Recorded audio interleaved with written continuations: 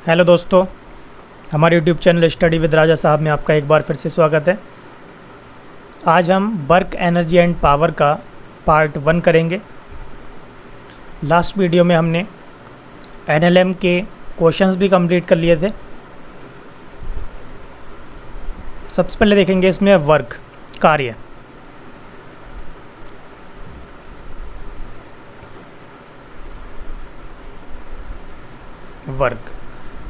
Work होता क्या है, सबसे पहले ये समझ लेते हैं। वर्क किसी वस्तु पर बल द्वारा वस्तु को बल की दिशा में विस्थापित करने की क्रिया को कार्य कहते हैं। ठीक है, तो बल द्वारा वस्तु को बल की दिशा में, ठीक है नहीं, बल की दिशा में विस्थापित करने की क्रिया को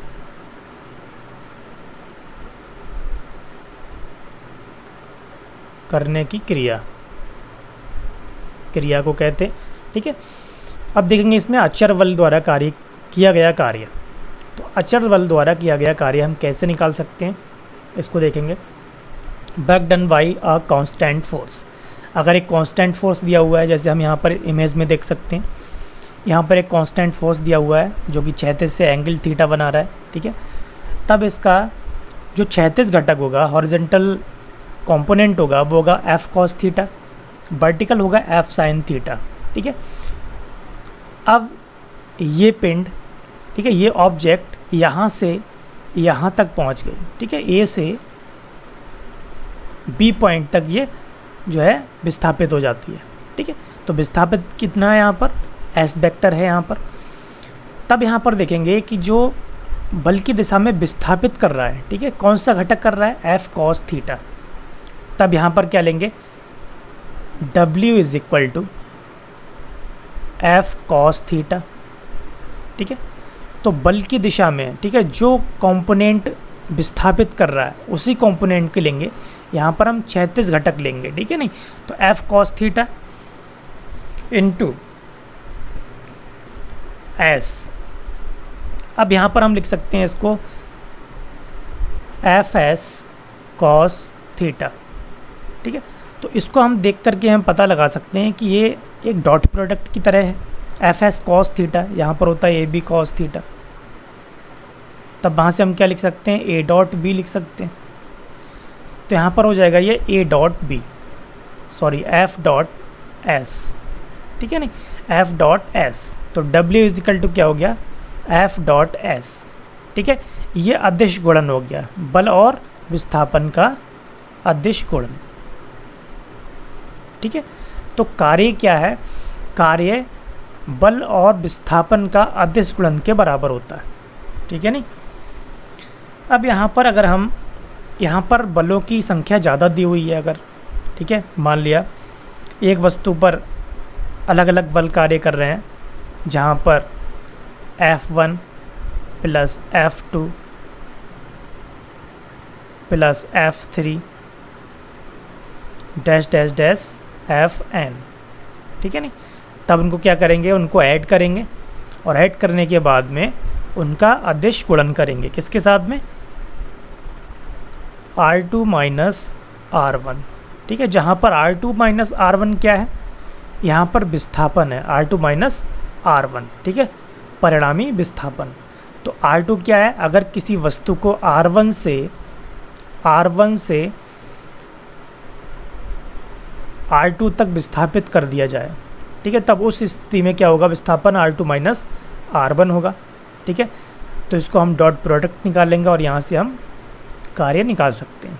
ठीक है नहीं, आगे देखेंगे कार्य की प्रकृति, nature of work done. Okay, इसमें हम सबसे पहले यूनिट की बात कर लेते हैं। तो यूनिट के लिए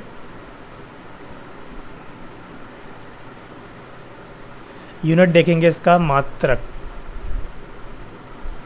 तो मात्रक क्या हो सकता है, अब यहाँ पर W दिया हुआ है, तो W इज इक्वल टू बल गुणा विस्थापन। अब बल का मात्रक क्या होता है? न्यूटन। न्यूटन विस्थापन का मीटर होगा, ठीक है। तो न्यूटन मीटर भी इसका मात्रक होता है। और दूसरा क्या लिख सकते हैं? न्यूटन मीटर किसके इक्वल होता है? अगर हम एम के एस में देखेंगे तो इसको लिख सकते हैं हम किलोग्राम मीटर स्क्वायर प्रति सेकंड स्क्वायर, ठीक है। अब तीसरा मात्रक देखेंगे तो क्या होगा? तीसरा मात्रक इसका हो सकता है जूल, ठीक है नहीं। चौथा मात्रक क्या होगा? 1 जूल बराबर अगर हम निकालना चाहेंगे तो क्या होगा? 1 न्यूटन मीटर। 1 न्यूटन मीटर, ठीक है। अब 1 न्यूटन के लिए क्या लिख सकते हैं हम? 10 की पावर 5 डाइन, ठीक है। मीटर को क्या लिख सकते हैं? 10 की पावर 2 सेंटीमीटर, ठीक है नहीं। अब इसको लिखेंगे तो कितना हो जाएगा? 10 टू द पावर 7 हो जाएगा। 10 टू द पावर 7 इसको लिखते हैं अर्ग, ठीक है। 10 टू द पावर 7 अर्ग, ठीक है। तो अर्ग जो है वो कार्य का एक छोटा मात्रक है, ठीक है नहीं, लिख सकते हैं यहाँ पर। अगर CGS में लिखना चाहें तो यहाँ पर कितना हो जाएगा? ग्राम। किलोग्राम की जगह क्या लिखेंगे? ग्राम, ठीक है। उसके बाद सेंटीमीटर स्क्वायर, फिर सेकंड स्क्वायर, ठीक है। तो ये इनके मात्रक हो गए। अगर हम यहाँ से देखेंगे तो एक ये हो गया, दूसरा ये है, तीसरा ये है, और चौथा ये हो गया अर्ग, ठीक है नहीं, अर्ग हो गया। और पांचवा हो गया ये ग्राम सेंटीमीटर स्क्वायर पर सेकंड स्क्वायर, ठीक है नहीं। आगे देखेंगे कार्य की प्रकृति क्या है। कार्य की प्रकृति अगर हम देखेंगे कि धनात्मक कार्य के लिए, तो धनात्मक कार्य कब होगा? W is equal to FS cos theta. FS cos theta, अगर हम थीटा को 0 ले लेते हैं तो ये मैक्सिमम होगा। cos थीटा की वैल्यू 1 हो जाएगी और ये मैक्सिमम हो जाएगा। तब इसको देखेंगे हम, तब ये क्या हो सकता है? थीटा की वैल्यू जो होगी वो 0 डिग्री से ज़्यादा और थीटा के बराबर भी हो सकती है, और 90 से कम, ठीक है। अगर थीटा की वैल्यू 0 से 90 के बीच में है तब कार्य कैसा होगा? धनात्मक होगा, ठीक है, धनात्मक होगा। इसके लिए हम उदाहरण देख सकते हैं, ठीक है। पहला उदाहरण देखेंगे, ठीक है। एक व्यक्ति किसी वस्तु को, ठीक है, जिस तरीके से ये उठा रहा है, नीचे से ऊपर की ओर उठा रहा है, ठीक है, पृथ्वी की सतह से ऊपर की ओर उठा रहा है, तब व्यक्ति द्वारा किया गया कार्य क्या होगा? धनात्मक होगा, ठीक है। इस कंडीशन में क्या होगा? धनात्मक होगा। दूसरी कंडीशन देख सकते हैं इसमें। दूसरी कंडीशन ये दी हुई है, ठीक है। एक क्या है ये? यहाँ पर देखेंगे इस कंडीशन में ये लॉन रोलर है, ठीक है। तो लॉन रोलर को खींचा जाता है, ठीक है नहीं, इसको हम ऊपर से पकड़ करके नीचे को दबाएंगे, ठीक है नहीं, नीचे को दबाएंगे और इस तरीके से ये आगे मूव करेगा, ठीक है। तब इस कंडीशन में किया गया कार्य क्या होगा? धनात्मक होगा, ठीक है नहीं। तीसरी कंडीशन में देखेंगे स्प्रिंग को खींचा जा रहा है, ठीक है, खींचा जा रहा है, तो फोर्स की और डिस्प्लेसमेंट की जो डायरेक्शन है वो एक ही डायरेक्शन है। जब एक ही डायरेक्शन है तो क्या एंगल होगा? एंगल 0 होगा, ठीक है नहीं। थीटा क्या होगा? 0 होगा। जब थीटा अगर 0 हो जाएगा तो W क्या हो जाएगा? मैक्सिमम हो जाएगा, ठीक है नहीं, W मैक्सिमम हो जाएगा, FS के इक्वल हो जाएगा, मैक्सिमम होगा, ठीक है नहीं। आगे देखते हैं ऋणात्मक कार्य। ऋणात्मक कार्य कब होगा? ऋणात्मक कार्य कब होगा? W is equal to FS cos theta, ठीक है। तो थीटा की वैल्यू अगर हम यहाँ पर अगर मिनिमम की बात करेंगे तो थीटा की वैल्यू अगर हम 180 रखें, यहाँ पर पुट करते हैं, ठीक है, तब क्या आएगा? W minimum is equal to minus FS आ जाएगा, ठीक है, ये मिनिमम हो जाएगा। तो थीटा की वैल्यू जो होनी चाहिए, और अगर हम इसको थीटा की वैल्यू अगर 90 पुट करते हैं, 90 पुट करते हैं, तब क्या होगा? W जो होगा वो 0 होगा, ठीक है, 0 होगा। तब थीटा की वैल्यू क्या होनी चाहिए? 90 के और 80 के बीच में, ठीक है। अगर 180 के इक्वल होती है, थीटा की वैल्यू अगर 180 के इक्वल होती है, तब यहाँ पर वर्क जो आता है वो मिनिमम आता है, ठीक है। वर्क की वैल्यू क्या आएगी, मिनिमम आएगी, ठीक है। इस कंडीशन में देख लेंगे यहाँ पर देखेंगे सबसे पहले यहाँ पर थीटा दिया हुआ है, ठीक है। क्षैतिज से एंगल कितना है, थीटा है। यहाँ पर जो एंगल है वो क्या है, एक अधिक कोण है, ठीक है। 90 से ज़्यादा है, 90 प्लस है, ठीक है, नहीं 90 प्लस है, अधिक कोण है, ठीक है, ऑब्ट्यूज एंगल है। लेकिन इस वाली कंडीशन में हमने देखा था, इस वाली कंडीशन में क्या है, एक न्यून कोण है, एक एक्यूट एंगल है जो 90 से कम होता है, ठीक है, नहीं 90 से कम होता है, एक एक्यूट एंगल है, ठीक है नहीं। अब यहाँ पर देखेंगे ये वाली स्थिति, एक उदाहरण के लिए, एक व्यक्ति किसी वस्तु को पृथ्वी की सतह से ऊपर की तरफ उठा रहा है, ऊपर की ओर उठा रहा है, तब गुरुत्वीय बल द्वारा किया गया कार्य, ठीक है, गुरुत्वीय बल द्वारा किया गया कार्य क्या होगा, ऋणात्मक होगा, ठीक है नहीं। गुरुत्वीय बल द्वारा किया गया कार्य ऋणात्मक होगा, क्योंकि हम जो वर्क कर रहे हैं वो गुरुत्व के विरुद्ध कर रहे हैं, ठीक है, तो इसलिए ये ऋणात्मक होगा, ठीक है नहीं।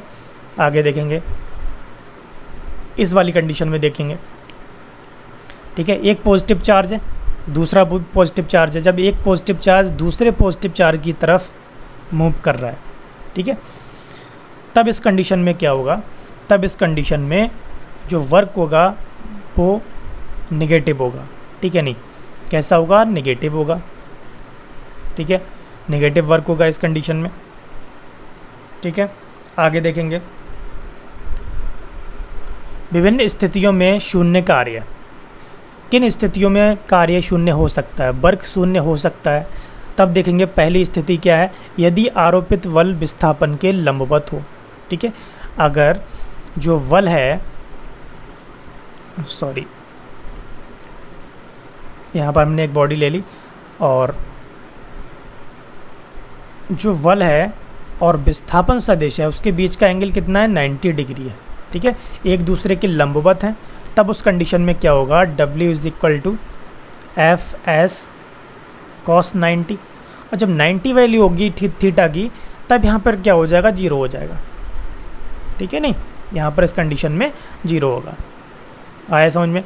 आगे देखेंगे दूसरी कंडीशन इसमें, यदि बल लगाने पर भी विस्थापन शून्य हो, S = 0। S = 0 कब हो सकता है, ठीक है, S = 0 हो सकता है, जैसे हम इमेज में देख सकते हैं कि एक लड़का एक बड़े से पत्थर को धक्का दे रहा है, ठीक है, उस पर फोर्स लगा रहा है, फोर्स लगाने के बाद भी वो पत्थर एक जगह से दूसरी जगह नहीं जा पा रहा है, उसमें कोई विस्थापन नहीं हो रहा है, ठीक है। जैसे मान लिया किसी दीवार को हम धक्का दे रहे हैं, ठीक है, और दीवार को हम हिला भी नहीं सकते, तब उसमें जो डिस्प्लेसमेंट है वो क्या है, 0 है। जब डिस्प्लेसमेंट ही 0 हो गया तो वहाँ पर वर्क डन क्या होगा, 0 होगा, ठीक है नहीं। तो इस कंडीशन में क्या होगा, 0 होगा। हम उसको हिलाने की कोशिश तो कर रहे हैं, उसको विस्थापित करने की कोशिश तो कर रहे हैं, लेकिन हम उसको विस्थापित नहीं कर सकते, ठीक है नहीं। तब उस कंडीशन में S = 0 होगा और यहाँ पर वर्क डन 0 होगा, ओके। आगे देखेंगे, तीसरी कंडीशन क्या होगी, यदि पिंड पर लगने वाला बल शून्य हो, ठीक है। जब लगने वाला बल शून्य हो जाए तब उस कंडीशन में वर्क डन 0 होगा। अब शून्य कब हो सकता है, यदि पिंड पर लगने वाला बल शून्य हो, तो इसके लिए क्या होगा, किसी पिंड की अंतरिक्ष में गति, ठीक है, किसी पिंड की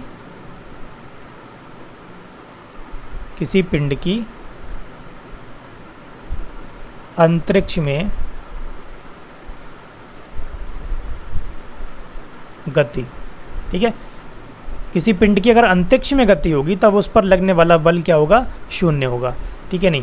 तब इस कंडीशन में भी जो कार्य होगा, जो वर्क होगा, वो W = क्या आ जाएगा, 0 हो जाएगा, ठीक है। आगे देखेंगे, परिवर्ती बल द्वारा किया गया कार्य। परिवर्ती बल द्वारा किया गया कार्य किस तरीके से फाइंड करते हैं, उसके लिए देखेंगे। इस कंडीशन में क्या होता है, बल और बल की दिशा, बल तथा दिशा, ठीक है, बल का परिमाण, ठीक है, बल का परिमाण, ठीक है।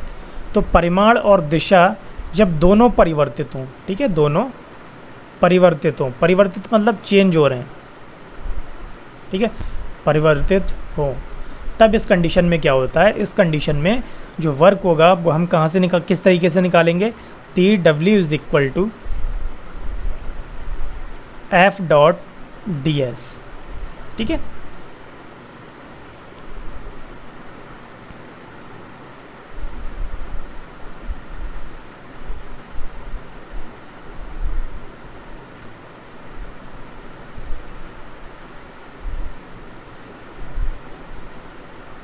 D S.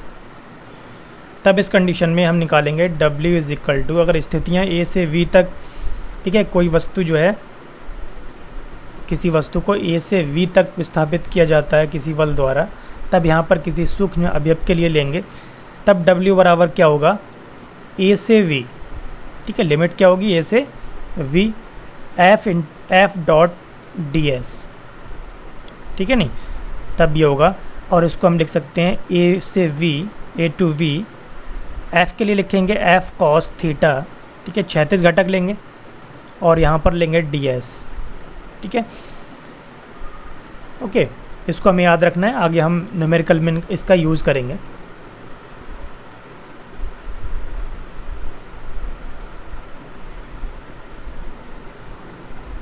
एक मिनट,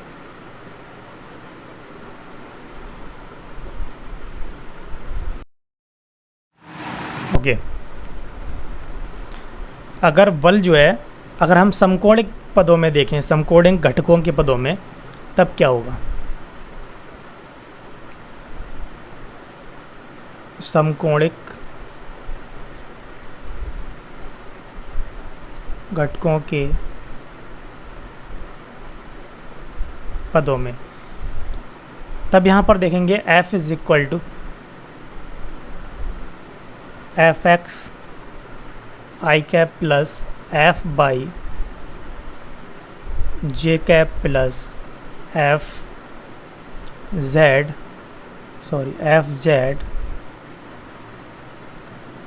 के कैप। ठीक है, और विस्थापन सदिश d s is equal to, तब यहाँ पर लेंगे d x i cap plus d y j cap plus t z k cap. ठीक है, तब इस कंडीशन में क्या करेंगे, तब यहाँ से हम निकालेंगे W is equal to limit A to V f x. ठीक है, मल्टीप्लाई करेंगे आपस में, जब डॉट प्रोडक्ट होगा तो एफ एक्स डी एक्स आ जाएगा। ठीक है, आई से आई की जब मल्टीप्लाई होगी, डॉट प्रोडक्ट होगा तो उसकी वैल्यू 1 होगी, तो डायरेक्ट हम लिख सकते हैं f x into d x. ठीक है, f x into d x plus f y into d y plus f z into d z. Okay, तो इस तरीके से हम इनको लिख सकते हैं। तब हम यहाँ पर इनको अलग अलग लिखेंगे, a two v f x into d x plus a two v f y into d y plus a two v f z into d z. Okay, तो W इज इक्वल टू आ गया ये। ठीक है नहीं, इसको भी हमें याद रखना है और आगे हम न्यूमेरिकल में इनका यूज़ करेंगे। बल विस्थापन ग्राफ द्वारा कार्य की गणना करना। ठीक है, तो बल विस्थापन ग्राफ द्वारा, ठीक है, किस तरीके से हम कार्य की गणना कर सकते हैं, इसमें देखेंगे। यहाँ पर ग्राफ दिया हुआ है, तो यहाँ पर देखेंगे जैसे किसी वस्तु को स्टार्टिंग में क्या है, विस्थापन एक्स आई है। ठीक है, तो एक्स आई स्थिति से उसको कहाँ तक ले जाया जाता है, एक्स एफ तक। ठीक है, एक्स फाइनल तक। तब यहाँ पर देखेंगे कि जो विस्थापन है, ठीक है, पहले स्थिति क्या है, पहले स्थिति जो है वो एक्स है। ठीक है, प्रारंभिक अगर विस्थापन की बात करें तो प्रारंभिक विस्थापन यदि एक्स हो, ठीक है, बाद में क्या हो रहा है, बाद में plus x plus D x हो रहा है। ठीक है, ठीक है, अंतिम स्थिति। ठीक है नहीं, तो अंतिम स्थिति ये है। तब यहाँ पर विस्थापन क्या हो जाएगा, तब यहाँ पर विस्थापन हो जाएगा विस्थापन इज इक्वल टू dx हो जाएगा। ठीक है, तो dx यहाँ पर dx है ये, तो dx चौड़ाई की जो पट्टी है, dx चौड़ाई की जो पट्टी है उसका क्षेत्रफल जब हम निकाल लेंगे तो जो क्षेत्रफल होगा वही क्षेत्रफल किसके बराबर होगा, कार्य के बराबर होगा। ठीक है, तब यहाँ पर कार्य क्या हो जाएगा, कार्य बराबर x initial x final dw is equal to x initial x final f into dx। Okay, इस तरीके से निकालेंगे। तब यहाँ पर क्या होगा, तब यहाँ पर हम लिख सकते हैं w is equal to x i व एक्स एफ के बीच ग्राफ द्वारा घिरा क्षेत्रफल। ठीक है, तो हम जो dx है, dx चौड़ाई की जो पट्टी है, अगर हम उसका क्षेत्रफल निकाल लेंगे तो किया गया कार्य हम यहाँ से निकाल सकते हैं। ठीक है नहीं, आगे देखेंगे संरक्षित तथा असंरक्षित क्षेत्र में किया गया कार्य किस तरीके से निकाल सकते हैं, देखेंगे। अब यहाँ पर दो इमेज दिए हुए हैं। ठीक है, ए से वी। ठीक है, एक पाथ दिया हुआ है, फर्स्ट, सेकंड और थर्ड। ठीक है, तो एक पाथ ये है, दूसरा ये है, तीसरा ये है। तब यहाँ पर क्या होगा, अगर हम इस कंडीशन में जो कार्य निकालेंगे वो कार्य क्या होगा, कार्य बल का रेखीय समाकलन होगा। ठीक है, कार्य जो होगा वो W इज इक्वल टू बल का रेखीय समाकलन होगा।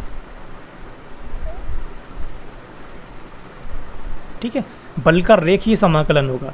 अब इसको हम ऐसे लिख सकते हैं, अब संरक्षी बल का दिया हुआ है तो संरक्षी बल द्वारा किया गया कार्य क्या होगा, संरक्षी बल द्वारा किया गया कार्य W अगर पाथ 1 का देखेंगे तो पाथ 1 का is equal to W, path 2 का is equal to W, path 3 का।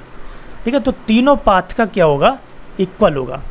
ठीक है नहीं, संरक्षी बल द्वारा किया गया कार्य, संरक्षी बल द्वारा किया गया कार्य मार्ग पर निर्भर नहीं करता है। ठीक है, पाथ पर निर्भर नहीं करता है। ठीक है नहीं, तो इनमें जो वर्क डन होगा वो इक्वल रहेगा तीनों में। ठीक है नहीं, ये हमें याद रखना है। इसको भी हम न्यूमेरिकल में चेक करेंगे, न्यूमेरिकल में हम यूज़ करेंगे। ठीक है नहीं, अच्छे से याद रखना है। तब तीनों के लिए क्या होगा, तीनों के लिए बल का रेखीय समाकलन होगा। ठीक है नहीं, उससे ही हम वर्क यहाँ से निकाल सकते हैं। अब यहाँ पर दिया हुआ है, देखो ये तो पहली कंडीशन हो गई। सेकंड कंडीशन देखेंगे, सेकंड कंडीशन दी हुई है। ठीक है, इस वाले इमेज में, अब इस वाले इमेज में देखेंगे कि एक बंद वक्र दिया हुआ है। ठीक है, तो एक बंद पथ में बल द्वारा किया गया कार्य रेखीय समाकलन द्वारा क्या होता है, शून्य होता है। ठीक है, तब इस कंडीशन में देखेंगे क्या होगा, तब यहाँ पर W A to B plus W V to A।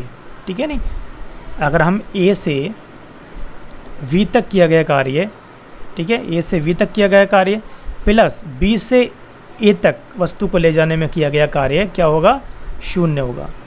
ठीक है नहीं, आया समझ में। तब इसको हम लिख सकते हैं बल का रेखीय समाकलन F dot DL is equal to 0।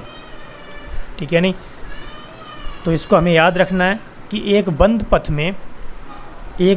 पथ में बल द्वारा किया गया कार्य शून्य होता है। ठीक है,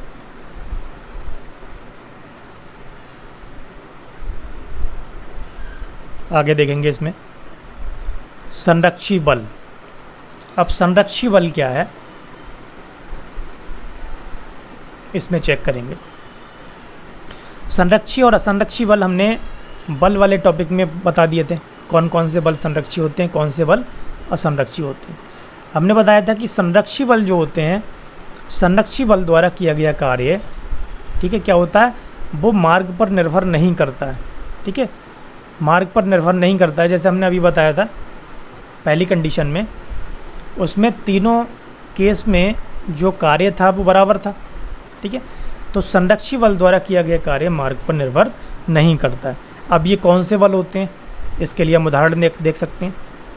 उदाहरण के लिए स्थिर वैद्युत बल, स्थिर वैद्युत बल, ठीक है, स्थिर वैद्युत बल, गुरुत्वाकर्षण बल, गुरुत्वाकर्षण बल, ठीक है, प्रत्यास्थ बल, प्रत्यास्थ बल, ठीक है नहीं, चुंबकीय बल, चुंबकीय बल। तो ये क्या है, ये संरक्षी बल है। ठीक है, केंद्रीय बल जो हैं वो संरक्षी बल होते हैं। अब यहाँ पर देखेंगे, ये एक चित्र दिया हुआ है, इसके अनुसार देखेंगे कि किस तरीके से हम संरक्षी बल द्वारा किया गया कार्य सब पथ में बराबर होता है। जैसे पहली कंडीशन ए से वी, ठीक है, सभी में ए से वी दिया हुआ है, ठीक है नहीं। तो सबसे पहले पहले वाली कंडीशन को देखेंगे।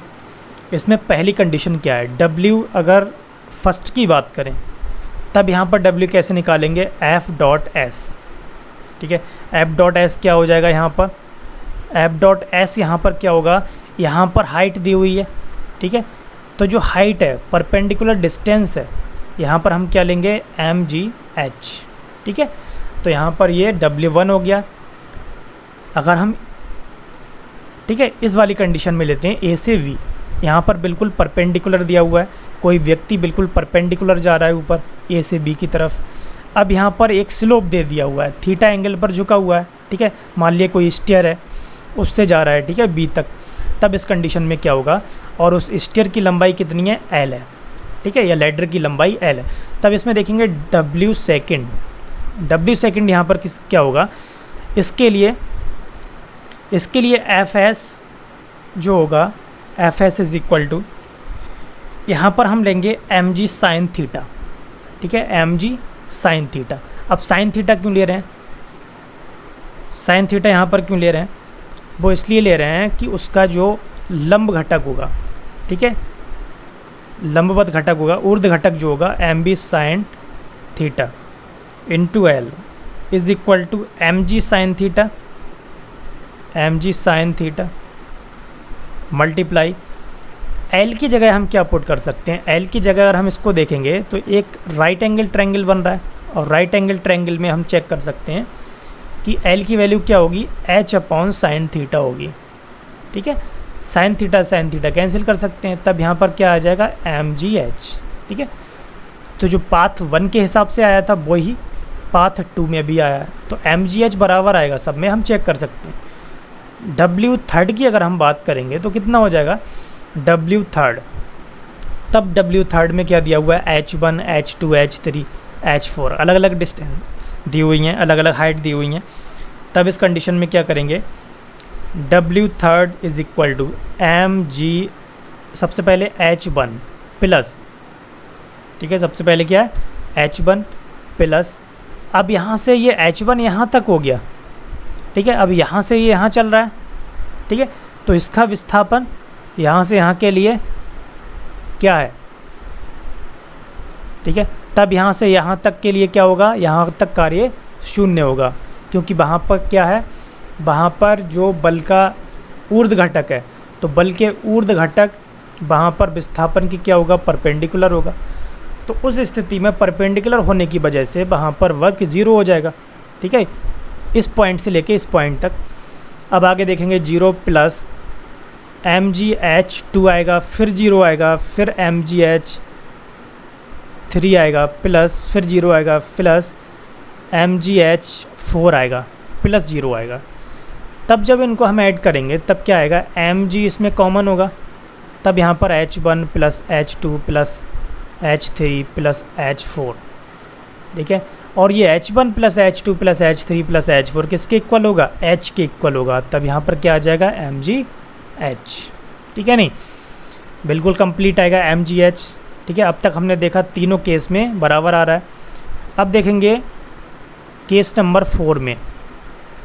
अब इस 4 वाली कंडीशन में क्या है, यहाँ पर दिया हुआ है यहाँ पर एक क्या दिया हुआ है, यहाँ पर एक परिवर्ती बल द्वारा किया गया कार्य, ठीक है।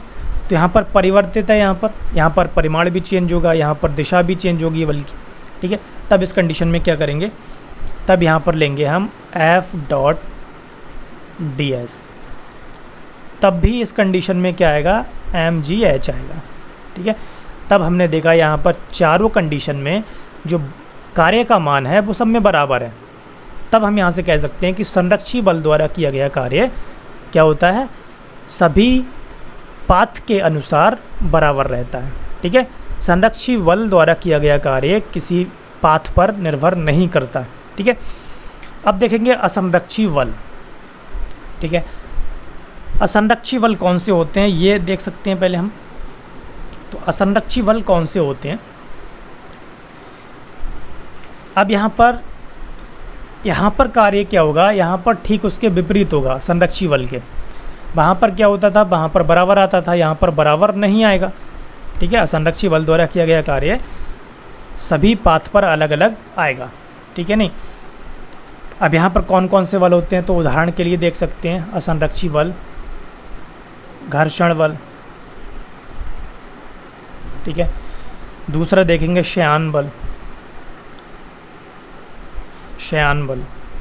और तीसरा वायु प्रतिरोध, ठीक है, वायु प्रतिरोध, ओके। तब यहाँ पर देखेंगे एक कंडीशन में, यहाँ पर चित्र में दिया हुआ है एक वस्तु ए पर रखी हुई है और उस पर इस तरीके से बल लग रहा है, ठीक है। अगर वो गतिशील है तो उसके विपरीत दिशा में उसका घर्षण बल लगेगा, गति की विपरीत दिशा में लगता है और संपर्क तलों के बीच में लगता है, ठीक है। तब यहाँ पर क्या होगा, विस्थापन ए से वी तक पहुँचती है वस्तु, विस्थापन कितना हुआ, एस हुआ, ठीक है। तब इस कंडीशन में क्या होगा, आर इसकी तल की प्रतिक्रिया है। अगर हम इसका भार देखेंगे तो mg हो जाएगा, अगर इसका जो वेट है वो इसका अगर द्रव्यमान m है तब क्या होगा, भार mg होगा। तब यहाँ पर क्या होगा, f s is equal to mu r. अब म्यू क्या है, यहाँ पर म्यू यहाँ पर क्या है, घर्षण गुणांक। तो म्यू आर की वैल्यू हम पुट कर सकते हैं, आर इज इक्वल टू क्या होगा, mg होगा, mg पुट करेंगे, ठीक है। तब यहाँ से W क्या आ जाएगा, WAV is equal to mu mgs, ठीक है। तब इस कंडीशन में म्यू mgs आएगा, ठीक है। तो ये होता है घर्षण बल द्वारा किया गया कार्य। अगर हम यहाँ से इस वस्तु को A से B तक ले गए, अब B से A तक लेकर आएंगे, B से A तक लेकर आएंगे, तब भी कितना आएगा, ये WAB था और W अब हम क्या निकालेंगे, VA, B से A तक लेकर आ रहे हैं, तब भी क्या होगा, म्यू mgs, ठीक है। तो वर्क डन जो होगा वो यहाँ पर दोनों में बराबर है, ठीक है, बराबर तो है, लेकिन जो कुल बल होगा, अब यहाँ पर देखेंगे हम कुल यहाँ पर कार्य, तो कुल कार्य जो होगा वो WAB, A2B और WBA, तो यहाँ पर दोनों को ऐड कर लेंगे। जब दोनों को ऐड कर लेंगे तो कितना हो जाएगा, 2 म्यू mgs, ठीक है। और जो कि क्या है, 0 के इक्वल नहीं है, ठीक है, 0 के इक्वल नहीं है, यहाँ पर ये आ रहा है समझ में। तब यहाँ पर क्या कहेंगे कि घर्षण बल जो है वो क्या है, एक असंरक्षी बल है, घर्षण बल एक असंरक्षी बल है, ठीक है नहीं। आगे देखेंगे निर्देश फ्रेम पर कार्य की निर्भरता। इस कंडीशन में क्या है, इस कंडीशन में देखेंगे तो इस कंडीशन में एक कूली है, वो क्या कर रहा है कि वो सीढ़ियों पर चढ़ रहा है, ठीक है, किसी भार को लेकर जा रहा है सीढ़ियों पर इस तरीके से। अब यहाँ पर क्या था, यहाँ पर पहुँचने के बाद में इसकी जो हाइट हो गई वो कितनी हो गई, h हो गई, ठीक है। तब इस कंडीशन में देखेंगे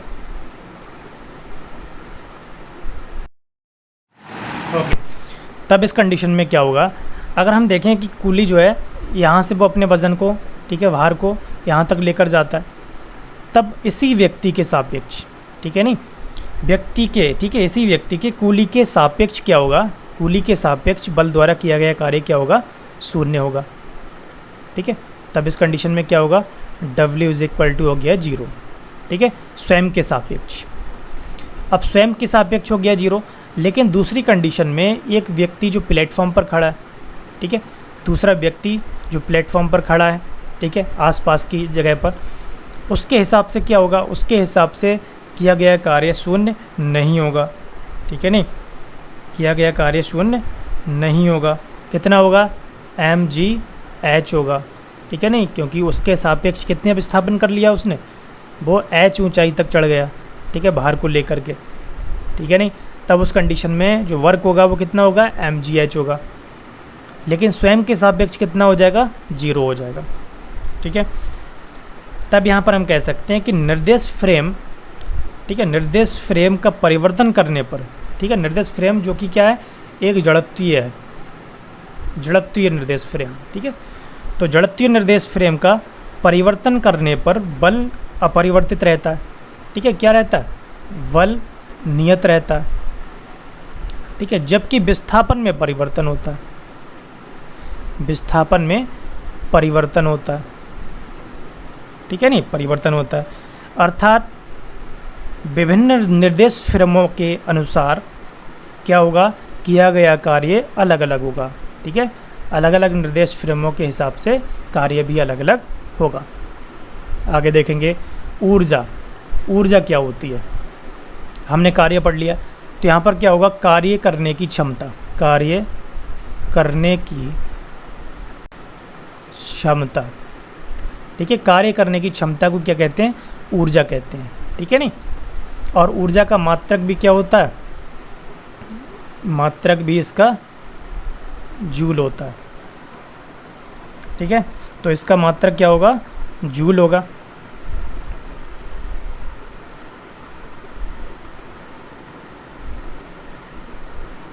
दूसरा अर्ग होगा, ठीक है, दूसरा अर्ग होगा। अगर हम 1 जूल की बात करें तो हमने बताया था कि 10 की पावर 7 अर्ग होता है, ठीक है, अभी बताया था, ठीक है। एक होता है इलेक्ट्रॉन वोल्ट, ठीक है, इसको लिखेंगे हम 1 electron volt, EB, EB is equal to कितना होगा, 1.6 इंटू 10⁻⁻19 जूल, ठीक है।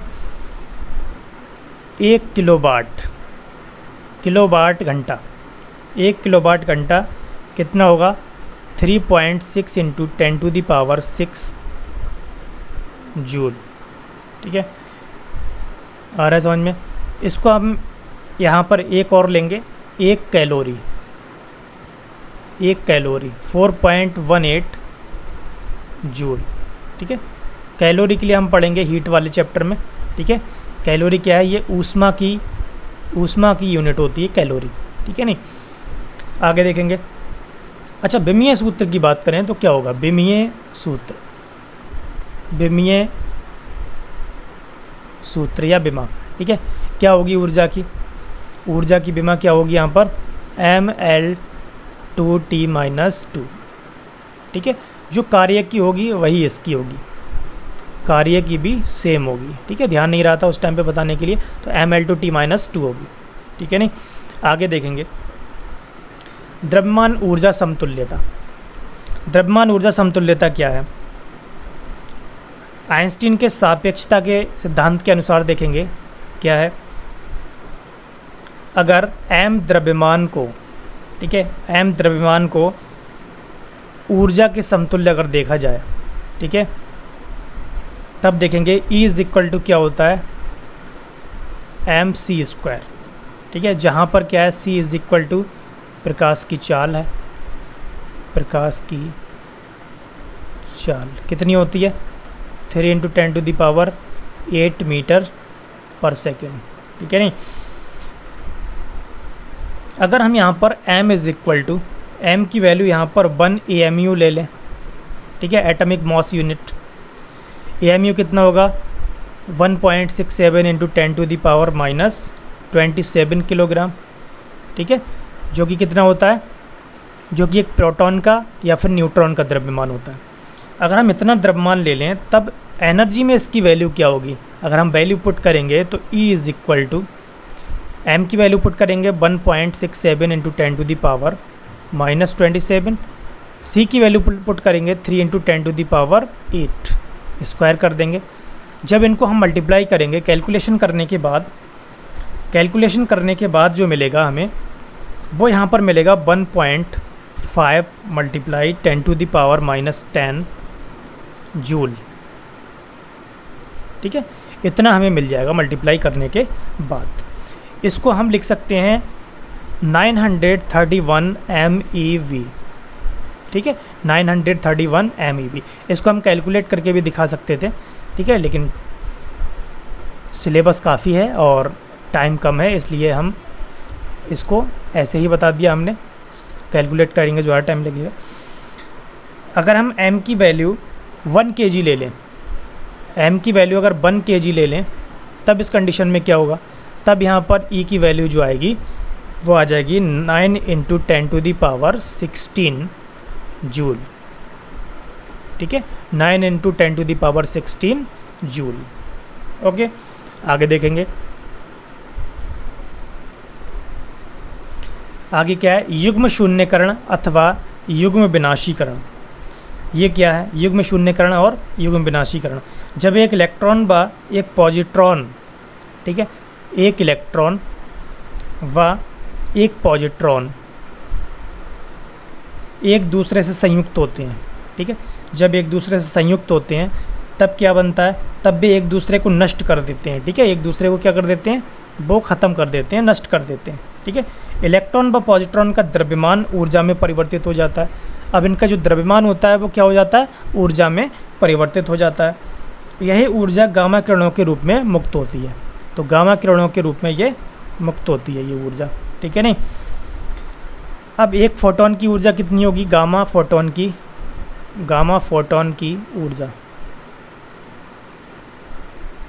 ऊर्जा बराबर 0.51 MeV। MeV क्या है यहाँ पर, मिलियन इलेक्ट्रॉन वोल्ट। ठीक है, मिलियन इलेक्ट्रॉन वोल्ट। तब एक फोटोन के स्थान पर गामा फोटोन के स्थान पर 2 गामा फोटोनों का उत्सर्जन होता है ताकि रेखीय संवेग संरक्षित रहे। ठीक है, ताकि रेखीय संवेग संरक्षित रहे। एक की जगह कितने होते हैं, 2 गामा फोटोन का उत्सर्जन होता है, जिससे कि रेखीय संवेग जो है वो संरक्षित रहे। ठीक है नहीं। आगे देखेंगे इसमें युग्म उत्पादन में क्या है, इस कंडीशन में हम एक गामा फोटोन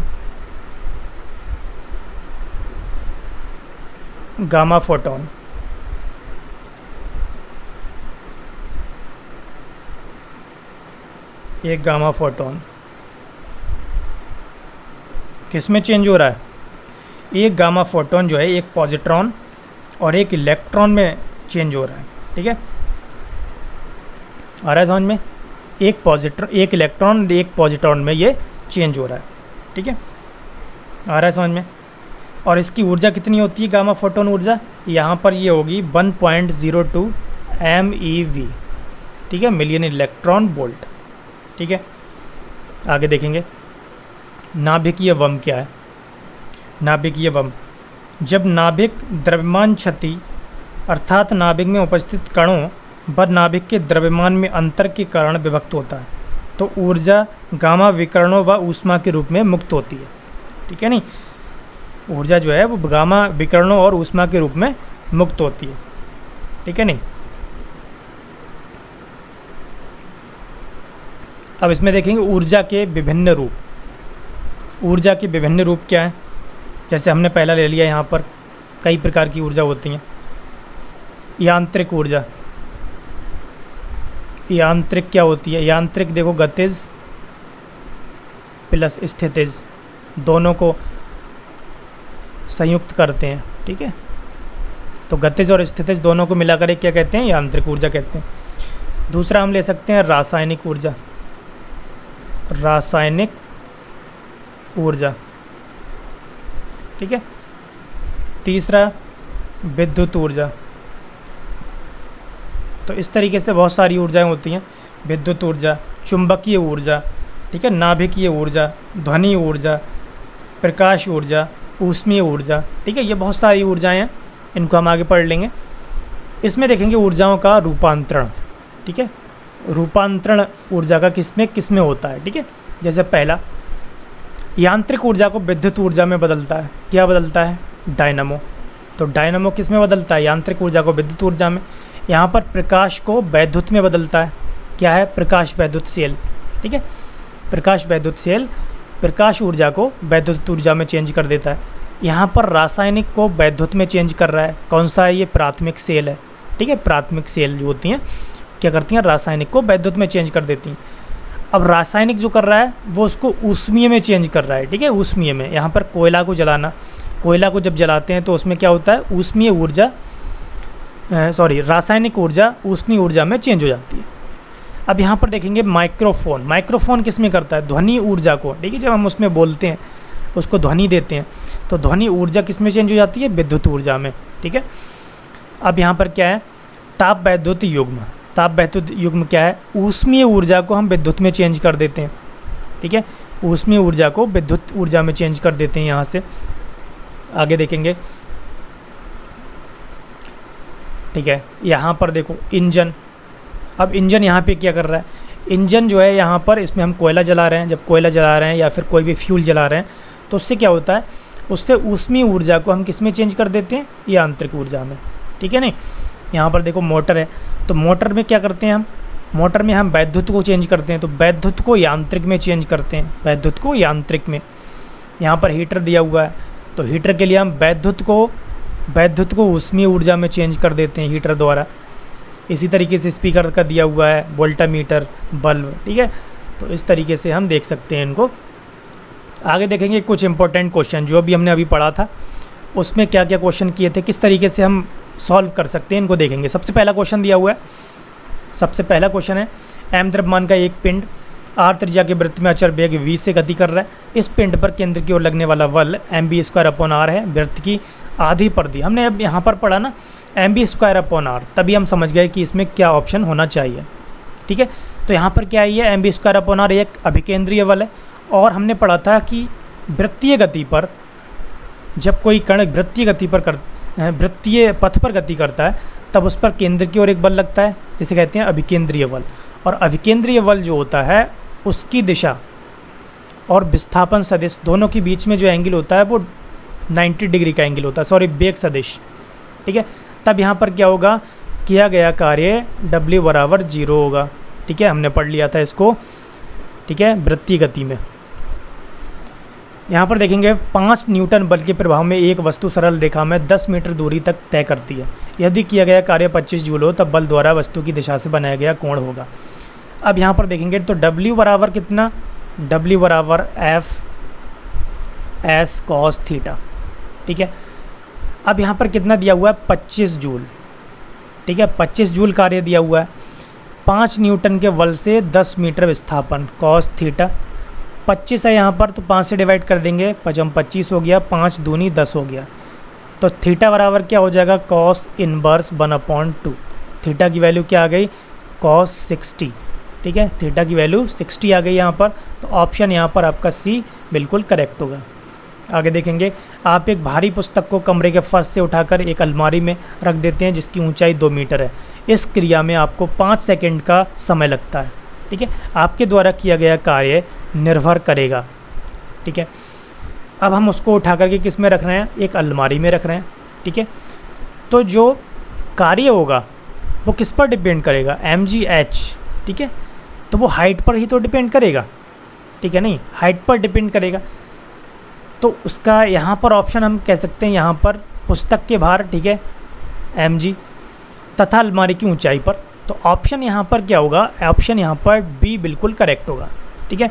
आगे देखेंगे, एक बल F = दिया हुआ है, किसी कण पर आरोपित किया जाता है, 2 कण को मूल बिंदु से, ठीक है, मीटर तक विस्थापित कर देता है, ठीक है। तब कार्य क्या होगा, यहाँ पर W = हमें पता है, अभी हमने पढ़ा था F.s, ठीक है। तो बल सदिश दिया हुआ है, विस्थापन सदिश दिया है, मल्टीप्लाई कर देते हैं, डॉट प्रोडक्ट निकाल देते हैं। तो जो I वाले हैं उनको I से मल्टीप्लाई कर दो, 5 दूनी कितना हो गया, 10, ठीक है। आगे देखेंगे J, तो J वाला कितना है यहाँ पर, J वाला यहाँ पर 3 और यहाँ पर 1, K का दिया नहीं है विस्थापन में, तो कितना हो जाएगा 3। तो 10 - 3 कितना हो गया, 7 जूल, ठीक है। तो ऑप्शन यहाँ पर कितना हो जाएगा, ऑप्शन बी इसमें बिल्कुल करेक्ट हो जाएगा। निम्न में से अदिश राशि है, अदिश राशि कौन सी है इसमें, देखो विस्थापन सदिश है, विद्युत क्षेत्र सदिश है, त्वरण भी सदिश है, तो कार्य जो है क्या है, अदिश राशि है, कार्य एक अदिश राशि है। ठीक है, 30 ग्राम के एक कण पर एक बल इस प्रकार कार्य करता है कि समय के सापेक्ष कण की स्थिति x बराबर से दी जाती है। यहाँ x मीटर में तथा t सेकंड में प्रथम 4 सेकंड में किया गया कार्य होगा। ठीक है, देखो m दिया हुआ है, क्या क्या चाहिए हमें, m दिया हुआ है, ठीक है नहीं, कण की स्थिति दी हुई है। अगर हम यहाँ पर ये देखें, अगर हम x को 0 पुट कर दें, t को 0 पुट कर दें, अगर हम बिल्कुल स्टार्टिंग में देखें, बिल्कुल प्रारंभ में, ठीक है, जो प्रारंभिक स्थिति है उसकी, तो क्या होगी, अब यहाँ पर t दिया हुआ है सब में, तो ये 0 हो जाएगा। अब x 4 में देखेंगे 4 सेकंड में, अब 4 सेकंड में क्या होगा, 4 सेकंड में यहाँ पर देखेंगे तो वैल्यू पुट करेंगे यहाँ पर 4 सेकंड में, तो 3 × 4 माइनस 4 की पावर स्क्वायर प्लस 4 की पावर 3। तब इस कंडीशन में क्या होगा, 4 × 12, 4 चौक 16, चौकी 64 प्लस 64। ठीक है, ये कैंसिल हो जाएगा, इससे कितना आ गया 12। ठीक है, तब यहाँ पर कितना आ रहा है, यहाँ पर आ रहा है 12 मीटर। ठीक है, यहाँ पर जो विस्थापन है वो किस में दिया हुआ है, स्थिति मीटर में दी हुई है। अब यहाँ पर हम निकाल सकते हैं W = क्या हो जाएगा, m यहाँ पर कितना दिया हुआ, 30 × 10 की पावर -3, मल्टीप्लाई कर देंगे कितने से, 12 से। ठीक है, 12 से मल्टीप्लाई करेंगे तो कितना हो गया, 12 × 36, ठीक है नहीं, 12 × 36 हो गया। तब इस कंडीशन में कितना आएगा, 0.360 जूल। ठीक है, 0.36 जूल आएगा यहाँ पे। लेकिन यहाँ पर हम इसको हम कार्य ऊर्जा प्रमेय से करेंगे ये क्वेश्चन। ठीक है, अभी हमें नहीं करना था, ये क्वेश्चन गलती से पड़ गया है, तो इसको हम करेंगे कार्य ऊर्जा प्रमेय से। ठीक है, चलो इसको बता देते हैं। यहाँ पर स्थिति सदिश दिया हुआ, स्थिति दी हुई है x = 3t - 4t² plus t की पावर 3। तब यहाँ पर हम dx/dt निकालेंगे, t के सापेक्ष अवकलन करेंगे, तो b = कितना आ जाएगा, 3 - 4 × 8 t प्लस 3t²। ठीक है, तब इस कंडीशन में प्रारंभिक वेग जो होगा वो 0 टाइम पर, ठीक है, b0 = कितना हो जाएगा, t की वैल्यू अगर हम 0 पुट करेंगे तो 3 आ जाएगा। ठीक है, अब हम देखेंगे 4 सेकंड के बाद वेग क्या होगा। ठीक है, तो हम bt ले लिया हमने ये, ठीक है, या b4 ले लो, ठीक है, 4 सेकंड बाद। तब यहाँ पर क्या होगा, तब यहाँ पर हम 4 पुट कर देंगे, यहाँ पर देखो कितना हो जाएगा, 3 - 8 × 4 प्लस 3 × 4 की पावर 2। तब यहाँ पर करेंगे 3 - 8 × 16 हो गया, सॉरी 8 × 4 = 32 हो गया, प्लस 4 × 4 = 16, 16 × 3 = 48। ठीक है, 48 हो गया। अब यहाँ पर हम इसको माइनस करेंगे तो यहाँ पर आ जाएगा 16 + 3, ये हो गया 19। ठीक है, तो b4 की वैल्यू जो आ गई यहाँ पर, ठीक है, b4 जो आ गया यहाँ पर आ गया, b4 = 19। ठीक है, तब यहाँ से हम कार्य ऊर्जा प्रमेय से करेंगे। W = क्या होता है, W = होता है 1/2 m v4² - v0², ये होती है कार्य ऊर्जा प्रमेय। आगे हम पढ़ेंगे, ये गलती से ये क्वेश्चन पड़ गया है इसमें। तो 1/2 मल्टीप्लाई m कितना दिया हुआ है, 30 ग्राम, तो 30 इसको डिवाइड करेंगे 1000 से, गुणा 19 का स्क्वायर करेंगे माइनस 3 का स्क्वायर करेंगे। ठीक है, ये कितना हो जाएगा, 1/2, इसको डिवाइड कर लो, ये हो गया 15 गुणा 19 का स्क्वायर करेंगे, कितना हो गया, 19 का स्क्वायर करेंगे 361 हो गया, माइनस 3 × 9। अब माइनस कर दो इसमें से, कितना हो गया, तो 1/8, तो 352 मल्टीप्लाई 15 अपॉन 1000 मल्टीप्लाई कर लेंगे तो 15 दूनी 30 हो गया, 15 पंज 75 हो गया, 75 और 3 78 हो गया, 15 तिया 45, 45 और 7 52 हो गया। ठीक है, 1000 से डिवाइड कर रहे हैं ये, तो ये हो गया 5.280। ठीक है, जूल। तो ये क्वेश्चन था कार्य ऊर्जा प्रमेय का। ठीक है नहीं, अब हम उसको नॉर्मली कर रहे थे, उस तरीके से ये क्वेश्चन नहीं हो सकता था। ठीक है नहीं, आगे देखेंगे। तो ऑप्शन चेक कर लेते हैं इसमें 5.28 ऑप्शन ए इसमें करेक्ट होगा। सेकंड क्वेश्चन करेंगे, किसी वस्तु पर एक नियत परिमाण का बल आरोपित होता है जो हमेशा वस्तु के वेग के लंबवत होता है। जब वस्तु के वेग के अगर लंबवत है, ठीक है, वस्तु के वेग के अगर लंबवत है F, ठीक है, परपेंडिकुलर V, तब यहाँ पर क्या होगा, किया गया कार्य क्या होगा, 0 होगा। ठीक है, एक वृत्तीय गति में ऐसा होता है, वृत्तीय गति में कार्य शून्य होता है, अभिकेंद्रीय बल द्वारा किया गया कार्य। तब यहाँ पर क्या कह सकते हैं, वस्तु का वेग नियत रहता है। वस्तु का वेग नियत रहता है नहीं कह सकते, परिमाण नियत रह सकता है लेकिन उसकी दिशा परिवर्तित होती रहती है। वस्तु का त्वरण नियत रहता है, गलत। वस्तु की गतिज ऊर्जा नियत रहती है, ये हम कह सकते हैं। ठीक है, तो ऑप्शन सी इसमें बिल्कुल करेक्ट होगा। यहाँ पर देखेंगे F बराबर दिया हुआ है CX, बल के प्रभाव में x बराबर 0 से x बराबर x1 तक विस्थापित होता है। इस क्रिया में किया गया कार्य, इसको हम परिवर्ती बल द्वारा किया गया कार्य, ठीक है, उस वाले फार्मूले से निकालेंगे। तो क्या होता है ये W इज इक्वल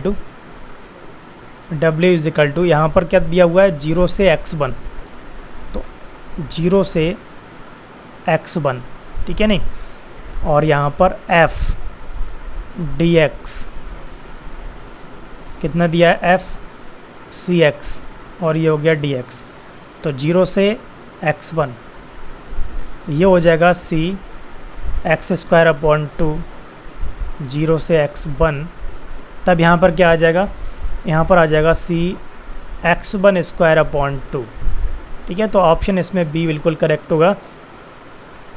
एक कण सरल रेखीय पथ पर गतिशील है जिसका मंदन विस्थापन के समानुपाती है। इसके विस्थापन x में होने वाला गतिज ऊर्जा ह्रास पर समानुपाती होगा। ओके, मंदन जो है वो किसके अनुक्रमानुपाती है, समानुपाती है विस्थापन के। तो मंदन क्या होता है, एक त्वरण होता है, जब वस्तु की गति हल्के हल्के जो है विराम में आने लगती है वस्तु, तब उसको क्या कहते हैं, मंदन कहते हैं। तब यहाँ पर कह सकते हैं हम ए जो है वो किस पर अनुक्रमानुपाती है, एक्स के। ए बराबर लिख सकते हैं के एक्स। ठीक है, ए बराबर के एक्स लिख सकते हैं। होने वाला गतिज ऊर्जा ह्रास, ठीक है, तो उसका जो ह्रास होगा गतिज ऊर्जा में, ठीक है, उसको हम लिख सकते हैं किसके इक्वल होगा। ओके, तब यहाँ पर हम कह सकते हैं, इसको लिख सकते हैं हम dV/dx, dV/dx is equal to k x. अगर हम इसका समाकलन करेंगे तब क्या आ जाएगा, तभी आ जाएगा v is equal to x²/2। ठीक है नहीं, x²/2।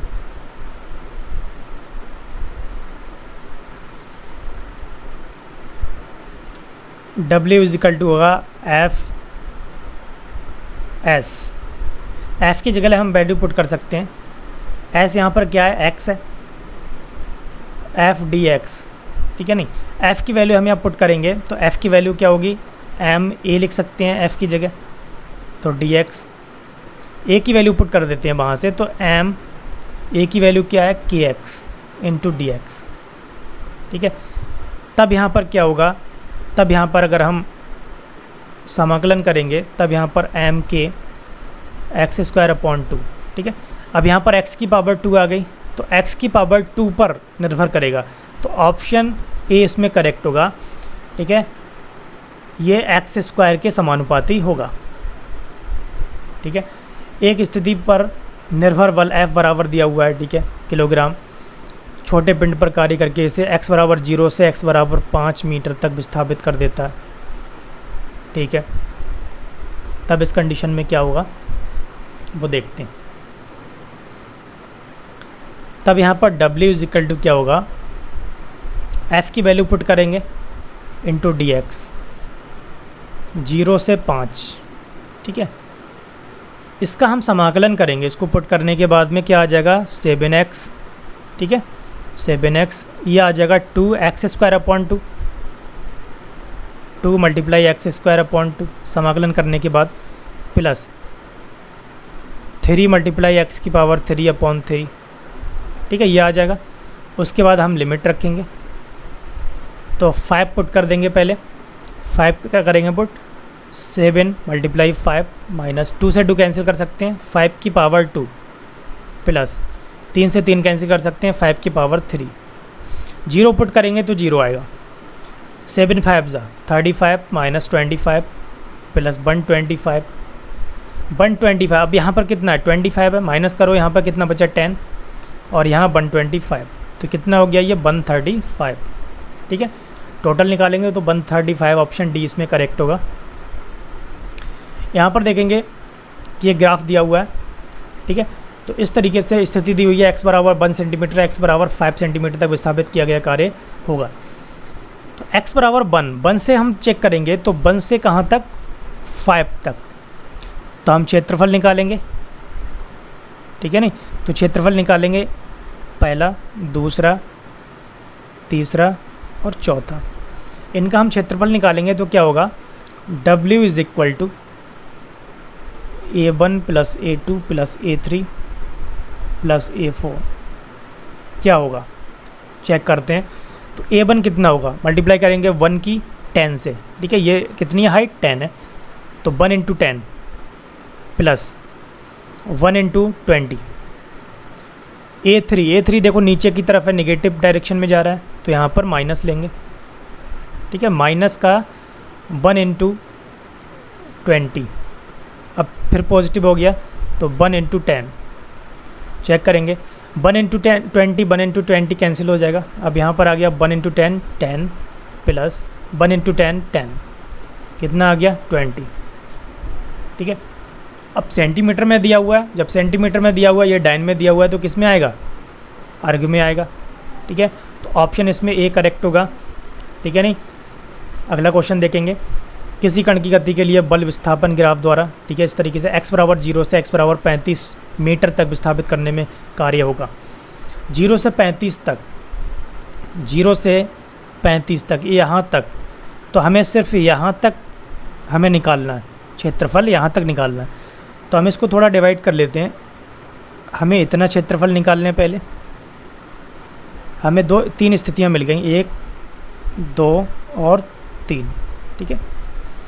तब यहाँ पर देखेंगे क्या होगा, W is equal to A1 plus A2 plus A3, A1 कितना हो जाएगा, A1 लिखेंगे 1/2, राइट एंगल ट्रायंगल है, 1/2 आधार गुणा ऊंचाई, आधार कितना है 1 से 10, ऊंचाई कितनी है 1 से 10 प्लस, अब ये एक आयत बन रहा है, तो 10 से 30 मतलब 20 गुणा 10,